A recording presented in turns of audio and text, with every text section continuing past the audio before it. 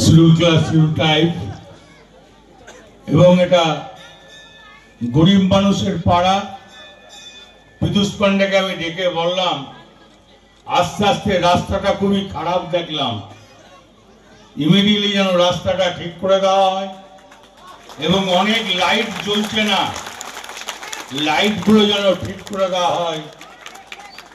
বাজারের ভেতরে লাইট জ্বলবে আর গরিব মানুষের পাড়াতে লাইট জ্বলবে না, এটা হতে পারে না। এখানে যেন লাইট আগে জ্বলে। আমি যেন এদের একটা অন্ন মৎসব হয়, সেটা নাকি অঘ্রাণ মাসের শেষে পৌষ মাসের প্রথমে, সেই দিন দরকার হলে আমি আসবো। আমি যেন দেখতে পাই সব লাইট জ্বলে গেছে।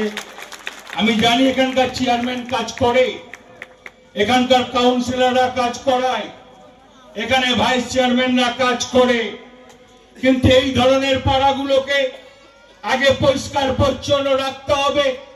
কোন রাস্তায় যেন নোংরা না থাকে, এইটাই মমতা ব্যানার্জি শিক্ষা দিয়েছে। আজকে পুজোর দিন আমি মনে করি, এটা কেউ বলছে 400 বছর, কেউ বলছে 500 বছর, কেন মিউনিসিপ্যালিটি থেকে এই গোটা রাস্তাটা ঝাঁট দেওয়া হলো না?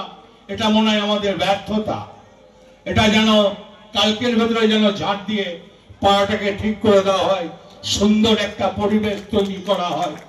সব জায়গায় পরিবেশ একই হবে, কোনো নোংরা পরিবেশ থাকবে না, সুন্দর।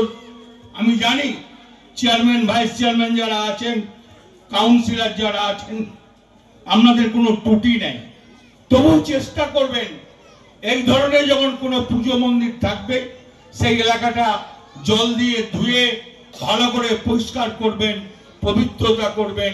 কেন আমরা মানি